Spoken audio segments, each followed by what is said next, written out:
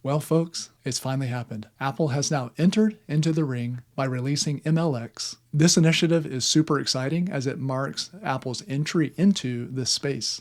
MLX is Apple's machine learning framework that is designed to work on the Apple silicon. This framework really aligns with Apple's overall strategy to really combine software with the hardware with user experience. One thing to note here is that with the launch of MLX, Apple is just not releasing yet just another deep learning tool for people to use. It's really making a statement here as it's done in the past. For example, a lot of people made MP3 players before Apple made the iPod, and a lot of people made smartphones before Apple released the iPhone. Apple really has a history of transforming tech into mainstream for all adoption. So I'm really wondering if MLX is that first step to doing that. By venturing into the machine learning domain, really Apple is positioned into being another tastemaker, potentially turning something that's super specialized, a niche, into something that's super mainstream. This could really help shape public opinion and what they think of AI as Apple releases this and other things into its products. Now let's take a little closer look of MLX and what it is. And here is the GitHub repo documentation for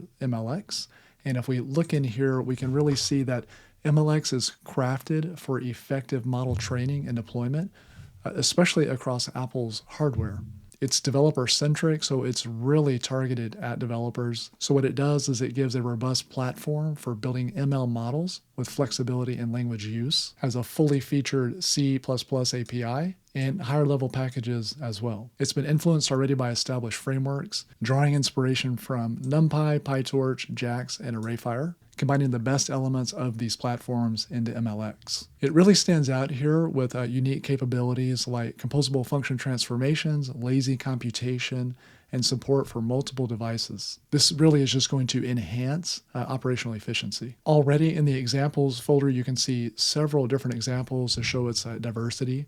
So we've got transformer language model training, large-scale text generation with Llama, and fine-tuning with LoRa, generating images, Stable Diffusion, and then speech recognitions with Whisper. What I love here is they really released this with some really great examples already out of the box. I really think Apple's goal here is to make it more accessible, to bring it out of that niche and make it more user-friendly across all of its platforms. And you really wonder as well, as this is running on your Apple devices, is this going to be on-device machine learning capabilities, model execution? This will inevitably drive growth and adoption across many different fields. I mean, just the fact that this thing's already on PyPy, you can easily pip install it and start using it is truly incredible. The approach to do this is really targeting developers and making this a very good choice for machine learning research and development. I really believe Apple's approach here is to target developers, which will bring this out of a niche market and make it much more available to many other people, make it more user-friendly. If you'd like to see some demos about MLX or some installation and how to use it and some things that it can do, please let me know in the comments. If you've enjoyed the content today, please consider a like and subscribe.